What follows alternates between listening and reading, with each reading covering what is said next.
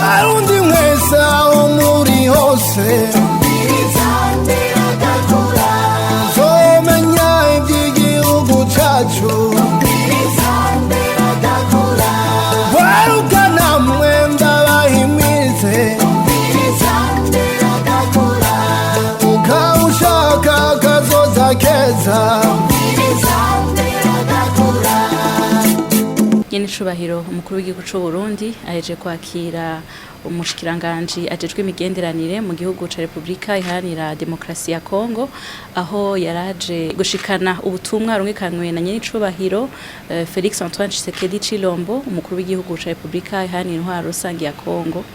Ubwo butumwa yarazanye ashikiriza Sebarundi umukuru w'igihugu c'u Burundi bwari bushimikiye cane ku butumwa bwo gushima ubucuti busanzwe buhari hagati y'igihugu c'u Burundi bene igihugu ca Republika Iharanira Demokarasi ya Kongo,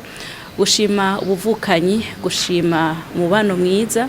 gushima n'ingene ivyo bihugu bibiri bisanzwe bishigikirana mu bisata bitandukanye, na cane mu gisata c'umutekano, aho dusanzwe tuzi yuko hasanzwe hari amasezerano yo gushigikirana muri ico gisata c'umutekano. Muri ubwo butuma hari harimo kandi gushimira igihugu c'u Burundi kubona caruguruye amarembo kikakira ibihumbi n'ibihumbi vy'abene gihugu b'abakongomani baje bahunga intambara ikurabera mu gace k'ubuseruko bwa Republika Iharanira Demokarasi ya Kongo. Barashimira ubundi cane kuko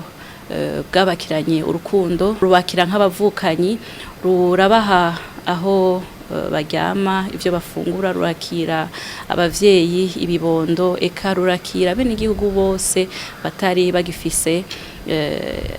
aho bakika umusaya. Baje kandi no gushigikira igihugu c'u Burundi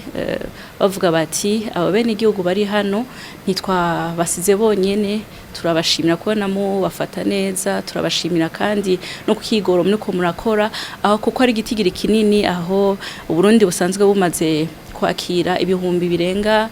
ibihumbi 9 by'abakongomani, ariko muri uku kwezi kwa nyuma, uku kwezi konyene akaba ariho n'ibindi 30 vyiyongereye. Bisigura rero yuko baguma baza ku bwinshi, kaba kari karyoreye ko gushikiriza ubu novuga nti gushima ku gihugu ca Kongo, ariko kandi kiremesha yuko nabo bene igihugu bari hano bakibafise ku mutima kandi biteguye gushigikira igihugu c'u Burundi kugira ngo gishobore